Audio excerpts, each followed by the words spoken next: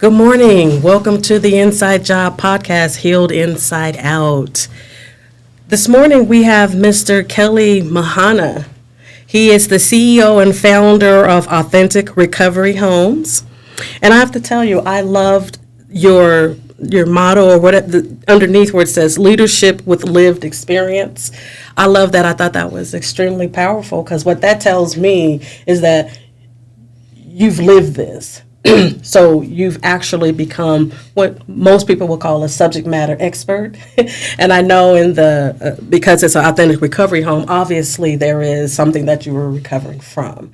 And so it's not always a negative thing when it becomes, recovery from some type of addiction or whatever. But the fact that you have lived the life and now you're trying to go in and help others, I found that to be extremely powerful. I'll let you talk about it a little more, about what your homes are and how you came about to get these homes and what drove you there. But I just want to welcome you here, and I appreciate you being here. Grateful that you're here, and I thank the people who introduced us together. I thank them for the introduction. And so we will give you the mic. We don't have a whole lot of time, so I don't want to waste it giving kudos. So let's let you have the mic and you talk about it. So yeah. Well, thanks for having me. I appreciate it. Yes, sir. So Authentic Recovery Homes. Man, I guess I'll just take it back to, I spent the majority of my life incarcerated. Okay. And I never thought I was going to be anything other than a gang member, and what I was in prison. I never even thought I was going to get out of prison. Wow. So even when my case manager told me I was getting out, I didn't believe her. Yeah. I thought she would just tell me that so I wouldn't get no write-ups or something. Wow, okay. And I never signed no paperwork or nothing. That's another reason why I didn't believe everyone else. Like, they signed paperwork, I didn't sign no paperwork. So when I did get out, I wasn't like, oh, I'm a changed man, I'm a Christian, thank you, God. None of that. I was like, yep, all right, there's some things going on in my neighborhood that we need to clear up. And, I was pretty set in stone that, that was who I was and that was all I was ever going to be. I didn't have no dreams, no aspirations, no hope, no ambition, none of that outside of, like, what I was already into. Okay. I thought that's all I could be or would be. Wow. So I went to the halfway house. I was in my 30s. I went to prison when I was a teenager. I got out in my early 30s. Okay. And I didn't even have a pair of clothes, shoes, nothing. I had to get my clothes from the donation closet. Wow. In the halfway house. And then there was an older cat from my neighborhood in there, and he gave me a couple pairs of clothes, and I was in my 30s. So that was like where I started. I was able to get a job washing dishes. I was making $11 an hour. Part of that job, though, was I was supposed to bus tables in the restaurant. The owner of the restaurant came to me one day. He's like, hey, Kelly, do you got a second? I was like, yeah, what's up? He's like, hey, listen, I don't want you to leave the dish pit. He's like, I know you're supposed to bus tables and all that. He's like, but just the way you look and all that doesn't reflect well on our customer base. Wow, because of your tattoos? Yeah. Okay. And so I was like, there's a part of me that was like, well, that's cool, because now I just have 50% less work. Right. But there was also another part of me that was like, damn, man, I'm in my 30s. I can't even be like a dishwasher without having issues. I was just real down and out on myself. And I didn't really like myself or where I was at because I knew that life wasn't sustainable. I couldn't live nowhere washing dishes. Right. I don't have any family out here. I had to take care of everything on my own. I didn't even have family support sending me money. It was just me figuring it all out. And so I would have, the halfway house I was in, we'd have group therapy. Okay. Yeah, and my therapist was an older gentleman, Mr. Alton. And I would just be in there, and I would tell him, like, man, I'm scared. Wow. When I get out, I don't know what I'm going to do. I don't know that I won't mess up again, and that I won't, like, start selling drugs or stealing or doing whatever because I don't have a skill set. Oh, wow. And when I first got out, I talked like the youngsters. Right. Prison is a young man's world. Wow. And that's all I knew. Yeah. How long were you in there? I was in there for 13 years. 13 years? Yeah. Do you mind me asking what got you there? Myself is what got me Okay, there. all right, that's fair. I mean, like, it was all behind. I was a gang member. I was Okay. a drug addict. Okay. And that was my whole life. That was all Yeah. I'd ever known. And that's Okay. all I wanted to be. And so I didn't differentiate between, like, citizens and, like, other gang members. I was just out there. I was so hurt and broken inside Yeah. that Ooh. really I didn't care who I hurt or broke. If anything, I kind of wanted to hurt other people more because then I Wow. could see a reflection of myself in someone else. Wow, that's powerful. That's deep. Yeah. So, I mean, I started off with the 60-year sentence.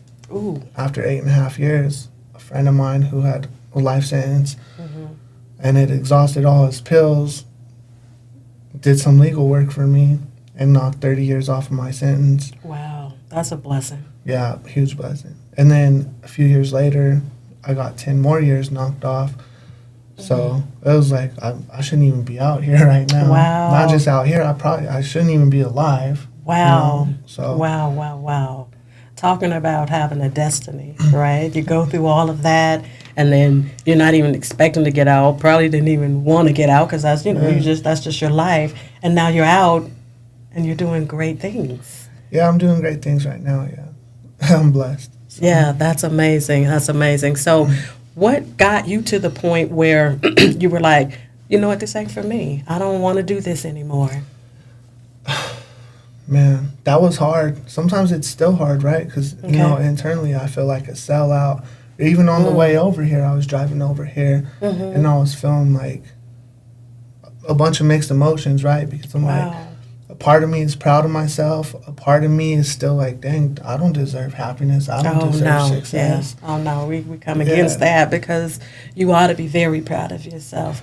You know, there are some people that are still behind the bars that aren't even close to thinking like how you are. Right. Well, and this all happened since I've been out. Like, when I was in the halfway house, I was a client of GRID, the Gang Reduction Initiative of Denver. Okay. My case manager, shout out to him because he, like, saw something, or maybe he just needed to hire someone, but he we're going to go with the first. He saw something in you. He ended up becoming the COO of a pretty big nonprofit here in Denver. Okay. They do a lot of secondary, like, violence interruption, secondary prevention, youth violence prevention. Okay. So they work with juvenile gang members. And so my case manager, when I was on GRID, ended up becoming the COO, and then he called me and he was like, hey, I think you'd be great working with these juvenile gang members. Okay. And so that was sort of like the first break I got in life, where, like, I was making not enough here in Denver, but enough money not to work 20 hours a day. Right. So I started doing that. But then I also, like, at that time, I was working at the rescue mission. The rescue mission really humbled me. And that was probably the biggest thing I needed professionally. Okay. Because I got the training, but the clients who we served, some of those dudes were people who I knew for years in prison. Wow. And so, like, the language and the attitude and their demeanor was me. And so I was blessed enough to be in that space, but get the professional training from the mission as well. Yeah. And it humbled me because it scared me. The only people I saw who I knew, they would die or they were homeless in the shelter. You know, so that kept me on track. So then when I started doing case management with these juvenile gang members, I just stayed working at the shelter overnight. Okay. So I was working 2 full-time jobs. And when I was in the halfway house, that's when I was like, that group therapy I was talking about, that was really helpful for me. Amen. That's good. Yeah. So I was like, you know what? I want to do something like this for people like me, because I saw gaps in service. You know? Yes. And then I looked into it and I realized I would never be able to open a halfway house, but I could open a sober living home. And to me, that was just as powerful, because absolutely, I've lost, you know, one of my co-defendants passed away from an overdose. I've just lost a lot of people from drugs. I've overdosed. Like, that's been a mainstay in my life since I was 10 years old. You know, there was times I never thought I would make it a day without being high. Oh, wow. Wow, so since from the age of 10, you had battled with whatever type of addiction, be it alcohol, drugs, or anything, maybe both. But from the age of 10 all the way till when did you start your sobriety? Yeah, I started the day I got out of prison. I was getting high in prison. I didn't Oh, care. wow. Look at that. So, yeah, I'm coming up on 4 years now. Yes, let's give it to you. That's good. Congratulations to that for that. That's a major milestone. Thank you. I appreciate that. Yeah, that's a major milestone. Wow, that's a story for you.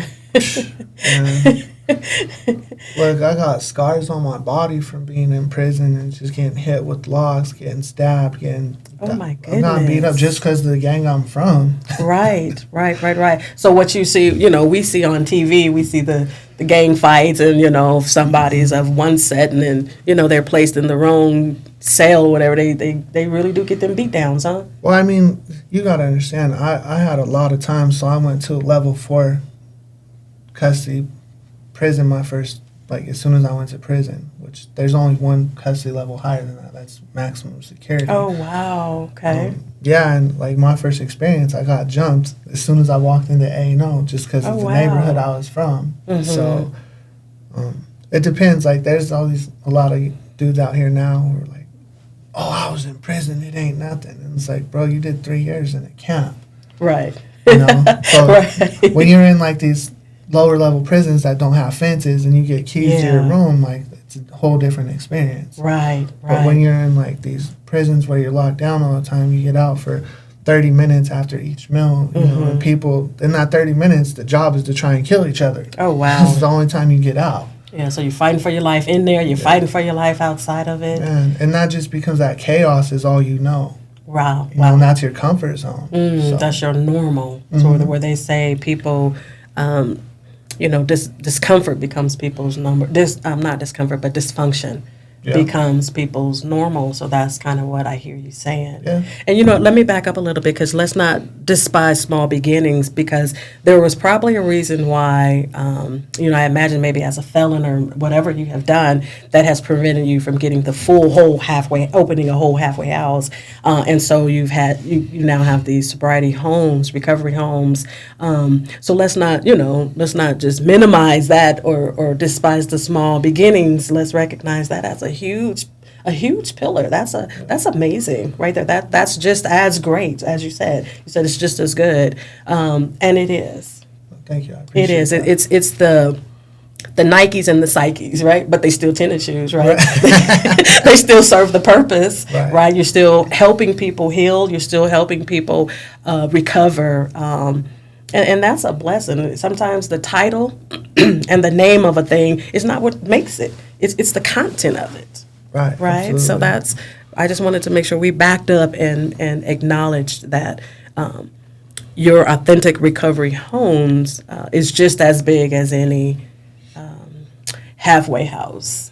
I think it's actually better because now now that I'm in the field, if I was a halfway house, I'd basically just be an extension of the DOC, and I have to fall under their ARs and their regulations. Okay. Whereas now in my homes, it's my vision, it's what I want. Amen. And there's different ways to help guys, and I understand that. But I'm not a reentry initiative. Oh, no, what so that's that the doesn't. difference. Yeah, well, what that means to me is I allow parolees in there. Okay. But I'm not ran by parole.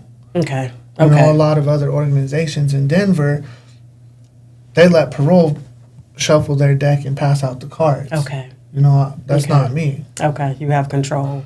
Yeah. Okay. Well, that's good. That's good. So, on your website, your goal is to help men regain their lives back from addictions.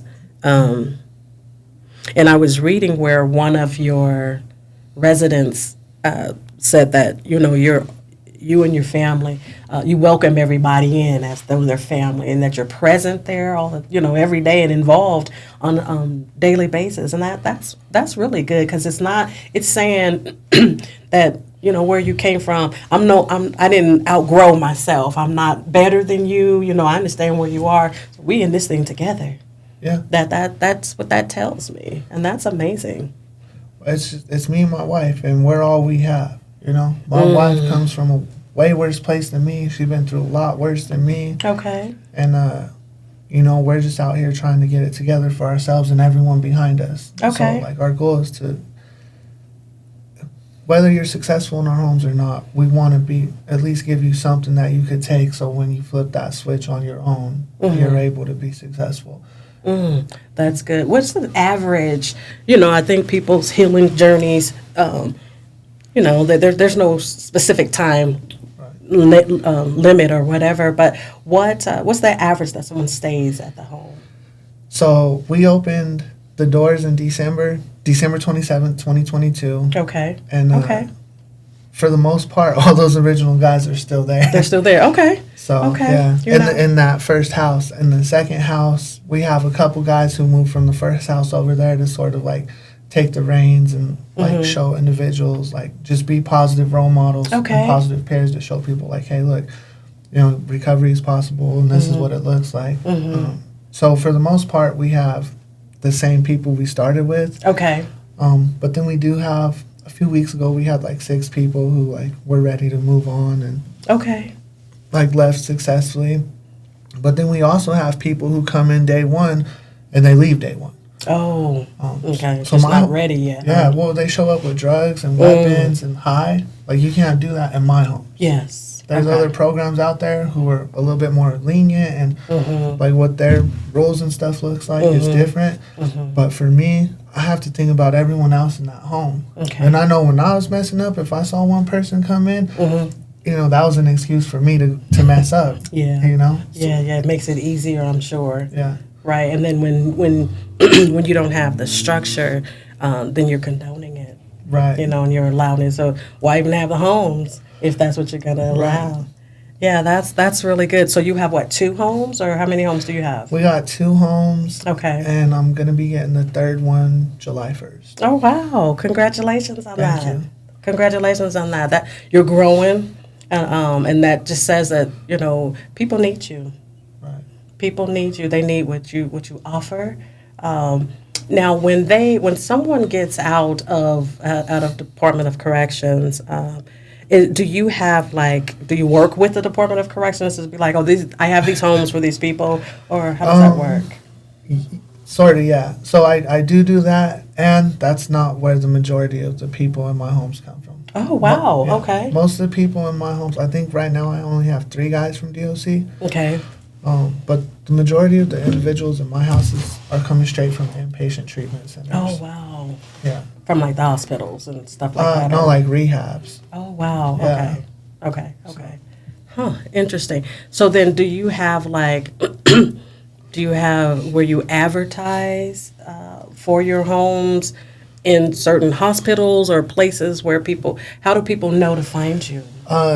It's a good question. It's all relational, so I don't have none of that marketing, advertising material and like rehabs or any of these other places. Okay. So it's just all relational. It's just people I've met in the field, letting them know what I do and how we do it, and then them taking a chance, right? So initially it started out, a lot of the other recovery homes are full. There's not really many options that are actually in Denver. Oh. They're all surrounding, so like Aurora, Lakewood, Arvada, Inglewood, you know. Ours are actually in Denver. Okay. So it was the need, you know, hey, I need somewhere to send this guy. Right. And then it's also like, oh, you're right in Denver, next to everything. Yeah. All right, well, we're going to take a chance. And then now it's like, people have said good things about us. Some people have said bad things about us. But for the most part, the people in our homes, they love it. They love the area. They could walk anywhere. If they need to, they could jump on the bus, the light rail, ride a bike. Like, you don't really even need a car. Wow, okay. Now, do you guys have like curfews and all of that? Yeah, so we have curfews. We do UAs and BAs. Okay. Like we have structure, and also we're a level 1. So it's more on you, right? Yeah. We give you a roadmap, and we'll stand beside you, but we're not every day holding your hand, breathing down your throat, telling you what to do, how to do it, and all that. We're more like walking beside you, and if you step outside of the bounds, then we have to address that. Right. That's good. That's good, because I think that gives people the that gives people to be able to have their own individuality. I'm not a kid. You know what I'm saying? I'm not a child. And they need that chance and that opportunity to show and prove that to themselves that I am a man. You know, I can be a man. I don't need a bib around my neck or a binky. You know what I'm saying? I just need somebody to, I call it a hand up. You know what I'm saying? And that sounds like that's what you guys are doing. Yeah, no, that's exactly what we do. And that's how I tell them, like, hey, look, you might be her kid, but you're not my kid and you're not a kid. Wow. You're a man, we're all men, you got to carry yourself accordingly. Now, if you step outside of that, that's on you. Mm-hmm. I'm not against you or none of that. Yeah. But if you step outside of that, you can't be in our place. Yeah. You know, if you need help and you're struggling, take the steps. Yes. Reach out to me. Reach out to Bree. Reach out to the house managers. Take the steps. Mm-hmm. But if you don't, and then you mess up, and then afterwards you want to, like, try and play victim, we're not going to do that. I'm huge on accountability. Good. I was going to say that sounds like, along with walking beside them, you're making them be accountable. Yeah. You know, you can't just come in and, you know, kick your feet up and play video games all day. You're going to do something. You're going to heal. You're going to...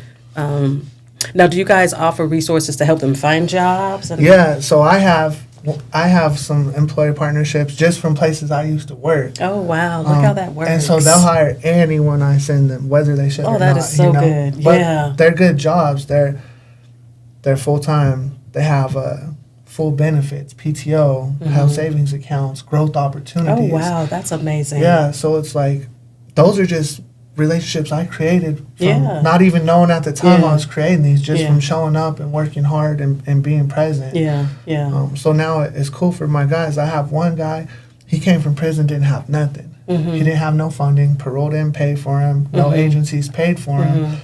You know, and I set a care plan for him, and I was like, hey, look, you got to go to the temp agency every day. You got to do this, this, and that. Apply for this position. He's like, oh, well, I don't want to work there. I said, I didn't ask you if you wanted to. Come on. You could find the job you want down the road. But right now, this will, you know, address your biggest need. Yeah. Well, anyways, that job he didn't want, the place he didn't want to work, he's now a supervisor Look there. at this. He's making over like 50-something K a year. Oh, wow. That's amazing. Yeah. They're talking about making him a director by the end of this year. Oh, wow. That's awesome. So, but he put in the work, right? Oh, yeah. He showed up. He didn't want to. Yes. He tried to, you know, he was like, the difference between me and a lot of other people and organizations and stuff is guys will show up and be like, oh, well, I have a mental health and I can't. I'm not saying you don't have a mental health or whatever, but I'm saying you need to take care of that and whatever else you need to take care of. Yes. And that's what happened. Like, he put in the work, and now he's, like, thriving, and I'm really proud of him. So yeah, as you should be, as you should be. You know what, because the healing journey, the recovery journey, it takes work. Yeah. You have to put in the work. It's not just given to you. These things are offered. The resources are there on the table, but if you don't take the steps and if you're not consistent with it, you're probably not going to be successful in it. And I think because sometimes the journey can be so hard, and you do have to work hard, that a lot of people give up on it because it's easier to not have to do some stuff. You know, I don't have to do all of this. Like, dang, you know, every day I got to go to the temp agency. Like, I want to go hang out. Well, I meant like Monday through Friday, but Oh, that's good. That's good. You know, I'm going to back up just a little bit because I also read, and you're very transparent on your website. I had to change it. You did? Was it more or less? Well, there's more about me. Okay, yeah. Like, as far as, like, if you look at it now, it doesn't say anything about, like, my involvement in the criminal justice system or being a gang. It's not that personalized. It just talks about substances. Yes. And that's because when I first started, people would come to my house or they'd see the house and they'd talk to me online.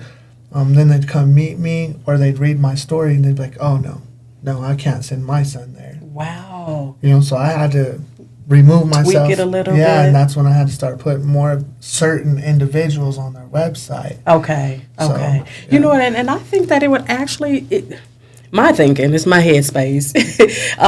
I think the reverse of it, if I see somebody who has been through these challenges, have overcome them, and are now successful having these homes, I'm coming. You know what I'm saying? I'm not going to bow out of that. I'd rather have somebody who has had that experience and exposure because you know what you're talking about. You know what you've been through. And so you can probably help out way more than somebody who just has some book knowledge.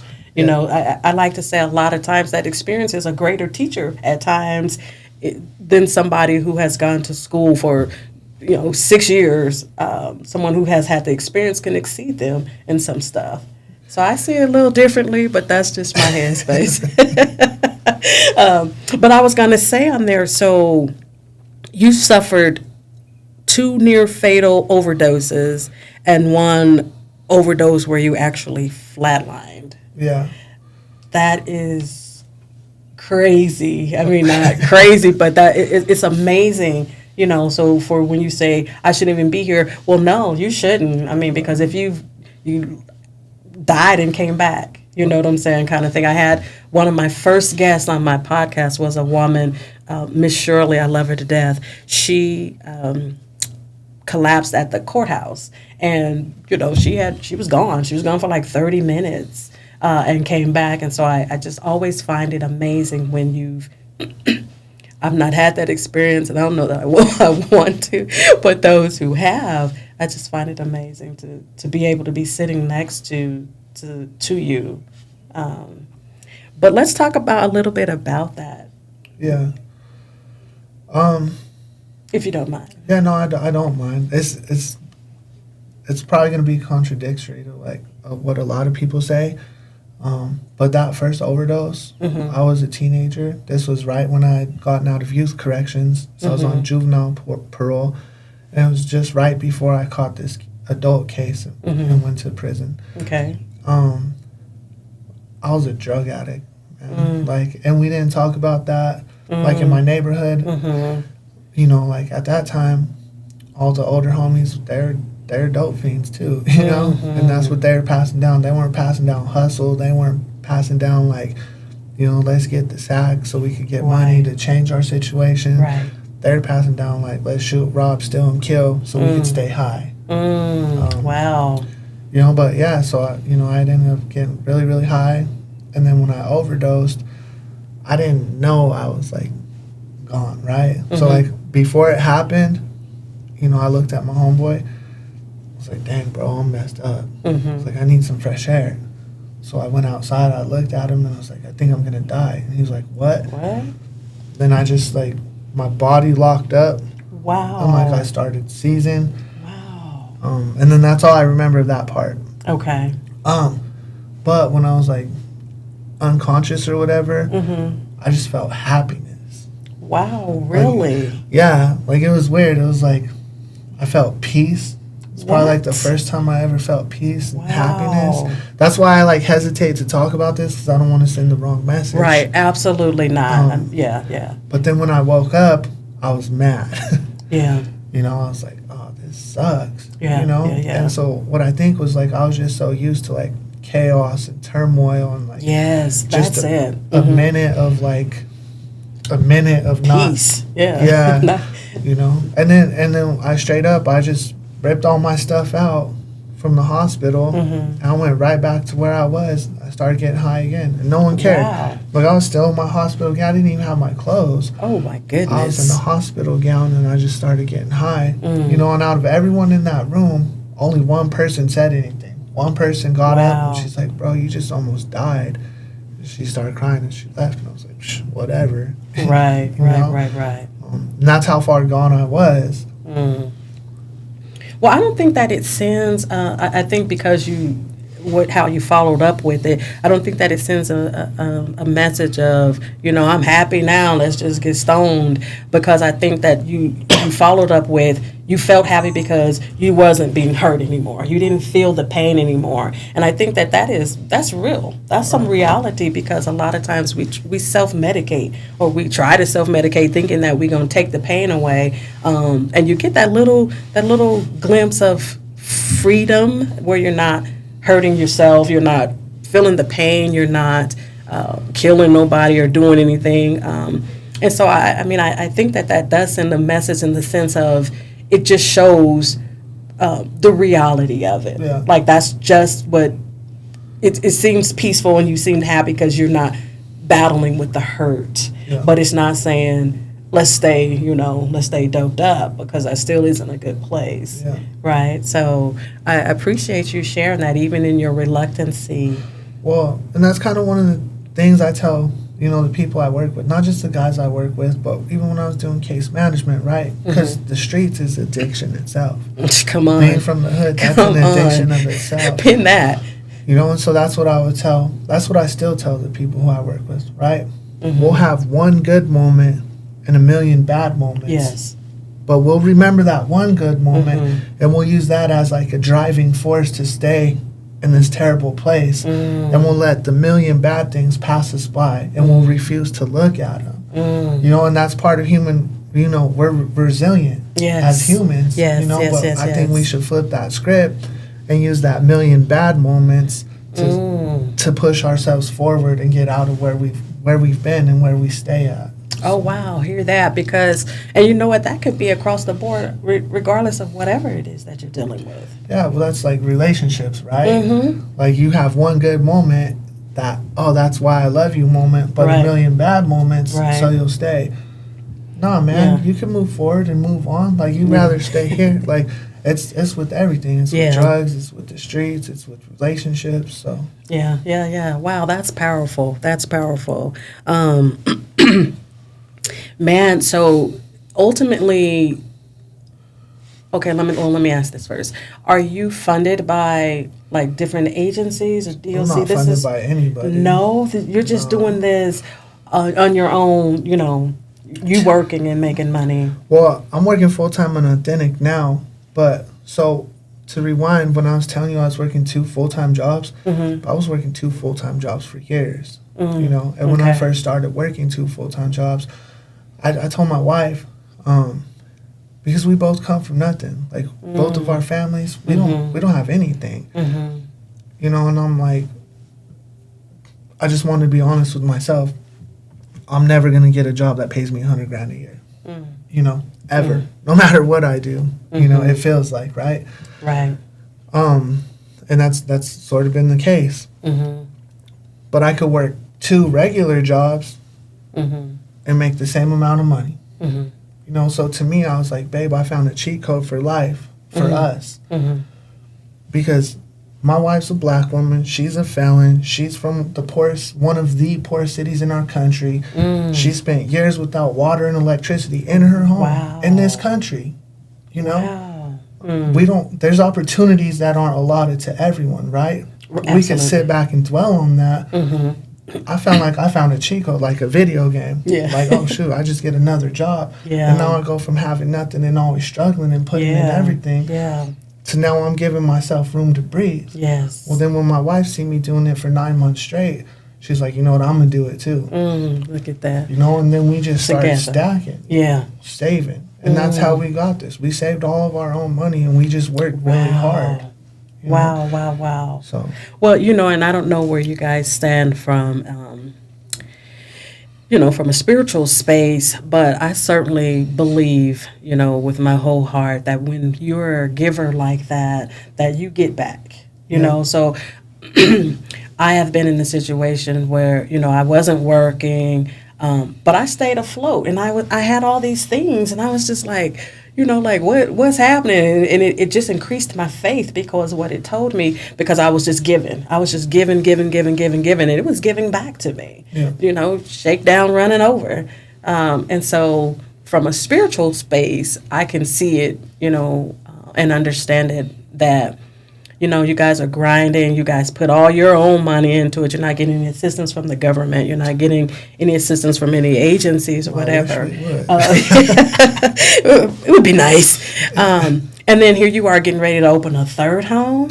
Like, what? That is definitely something that I would be like, thank you, God. Well, I mean, but now that we're in here, we're learning the ropes and we're figuring out how to, so my wife and I, we just wrote our first grant by ourselves. Oh, wow. And submitted it yesterday. Okay. So there's no news on that yet, but I'm just really proud of her and I. Okay. For that's a whole skill set. Yes, we absolutely. had to teach ourselves, right? Absolutely. Because what people don't talk about is in this industry, there's a lot of politics, man. Oh, absolutely. There's so many politics out here. So much. For whatever reason, when you're when you're in your own lane and you're looking in your own direction, there's a lot of stuff. Like, there's a lot of love in this community, but there's also a lot of, like, figure it out. Yeah. Oh, yeah. You know? And then dog world, you know. And with the grant writing, there's a lot of, that's a whole separate issue. Some things transpired. The person who was supposed to help us, it didn't work out. And that gave me more, it just put fire in me. I was like, you know what, we don't need, not that we don't need no one and like that. But I don't want us to be reliant on anyone else, right? Absolutely. We learn this skill set, and now we can give it to others, right? Because there's a ton of people who come from similar backgrounds who have dreams, goals, and desires, and they try and they hit their head, and then they're like, well, fuck it, I'm gonna go back out here. Right. But if we could be like someone who's like, you know what, you're putting in the work, you're trying, and we could show you this skill set. Then, you know. So, and then what you do with it. Well, I'll definitely be in prayer for you guys that, you know, the grant that you submitted, that it be accepted and come to full fruition for you guys, and that you get everything that you asked for. You know, it'd be lovely, because doing it like how we're doing it now was like so stressful. Oh, I imagine. I imagine, but I love you guys' drive, and I would love to be able to meet your wife, and maybe, you know, excuse me, if she's interested, I would love to have her on. Oh, you should have her on. I definitely. She's way more powerful than me. Yeah. Well, I think as a team, I hear a power couple here. You know, you guys are doing your thing, especially if you both have come from, you know, nothing into something.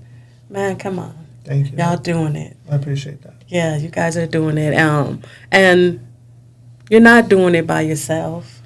No, you know? I mean, we found, like, the houses, right? We were open for 2 months. We had 3 guys in there. I was like, man, I was dreaming about this for years. We put in all this work. Yeah. Did I make a wrong decision? Am I you know, I want to be a good husband. I want to be the leader to my wife. Yes. And I want our family, like, I want stability, something that we've never had, and I want to be able to show her that. Yes. So I started second-guessing myself, doubting myself. Well, I met someone who's been doing this for years, longer than anyone else. He filled my home. He didn't want nothing from me. He wasn't like, you know, and he's like, hey, look, so many people out here operate in the scarcity mentality. He's like, it's not necessary. Look around. Yeah. Look at how many of these there are in Denver. He's like, walk anywhere in Denver. You're going to see, you know, people who are struggling with what we deal with every day. Yeah. He's like, you know, that it sucks. He's like, but me helping you it doesn't take anything off of my plate. Man, that's so good. So we do. It's not just us against the world, and like we put our feet on the ground and figured it out. We did do all that, and when we needed the hand, it was there. It was there. It showed up. And we didn't know it was goodness. going to be there, but we just stayed focused and driven. So Yes, trusting and believing. Yeah. Well, I thank God for him, whoever that was that saw it to help without wanting anything in return, you know, because a lot of times, you know, when people are in need of stuff, you know, they want money, or it's a give for give. If I give you this, you know, back when I was an investigator, they called it quid pro quo. Yeah. And so it's like, you know, you got to give something to get something. But when you run across those blessings of people who just have the knowledge or the skill set or whatever, and it's just given, it's like, this isn't mine, and I'm not here this isn't just for me, you know. So you all are giving, you're getting back what you're giving out. The guy who helped you guys is because you guys are giving out, you know, like that as well. Yeah. Yeah. Now, do you charge your mates? Okay. We do, and that's how we stay afloat, right? Yeah, because you have to. Our clients, they're responsible for their monthly fees. Yeah, absolutely. But that's why we're trying to build like a donor base. I have some pretty cool partnerships that I've established, not just with employers, but with career development organizations. Yeah. So it's like if we're able to build this donor base, then I could tell people like, hey, look, you know, this helped someone not just stay sheltered in a safe, beautiful, safe environment, but it also got them career development. Yes. Right. So I'm trying to focus on giving them a whole skill set. Yes. There's a lot of great organizations that focus in one place or the other, but I want to be like a well-rounded space because say you do great in our home, but then you leave, you Yeah. got that crappy job, Right. and your ceiling's right here. Yeah. Man, it's hard to stay positive for 30, 40 yeah. years knowing like you're stuck right Yeah. here. Oh, yeah. But if you build that skill set and now Mhm. you feel like you can take some pride in yourself. Yes, absolutely. Absolutely. Wow. Well, as we're running up on our time, I would like to just leave these last few minutes for you to be able to maybe share what anything that you would like to share, maybe leave some tips, nuggets, maybe we'll have the information on how to reach you or whatever at the end of the show. But, we'll just leave these last few minutes for you to just share and close us out. Yeah, well, again, I want to thank you for having me on here. I appreciate that. You're welcome. If I could share something with anyone, it's just don't give up on yourself. Pin that. It doesn't matter how hard it is and how hopeless you feel. And it doesn't have to be right. People are so focused, like they want to go from 0 to 1,000,000, but they don't even want to get to 100 or 1,000 first. Come right? on. Mm-hmm. And so what I'm saying with that is take small steps, right? There's so many like side hustles now. Work your full-time job. Get a side hustle. Don't focus on everyone around you. Focus on you because you're responsible for your own life. Absolutely. And if you're focused on everyone around you, you're going to be focused on everyone around you. If you hone in on yourself, and for me, I found, man, it was better for me that way. Yes. Because I wasn't worried about everyone telling me what I couldn't do and how, oh, you're crazy, fool. You can't do this. Yes. You're this and that and that. I just focused in. Yes. And for a while, I was working fast food and crappy-ass jobs. But I'm not too proud because guess what? In Denver, fast food pays $20 an hour. Come on. So I'm making $20 an hour, flipping burgers during the day. And I'm making $20 an hour flipping burgers at night. Yes. And that's how I started. Yeah. Before I knew it, I was like, dang, I got some money in my pockets. Yeah. So just stay focused on yourself, stay humble. Don't get caught up in what everyone around you tells you can or can't be. Like, chase that dream and dream big because you can. And it's hard work, but as long as you stay focused, things have a way of working out. Amen. Wow, that is so good. I honestly, I'm gonna ask you to come back because I'm getting together a panel where there's some therapists, psychologists, some people who are in the streets, and then I would like for you to be part of that panel as well. So if you would honor us, I'd love please to come back. Yeah, I find you amazing. I find your story amazing. Your drive, your success. You keep your head up. You keep doing what you're doing. You and your wife, you guys have figured this success thing out. You figured it out, and so share it. Share it and bring all these others that are struggling with that up. So I look forward to it, and we'll be meeting your wife soon. She'll be on. She'll be on. So thank you again for your time. And you go out and you have a good day, and you continue keeping your head up and striving for greatness. Thank you. I appreciate that. All right. Thank you.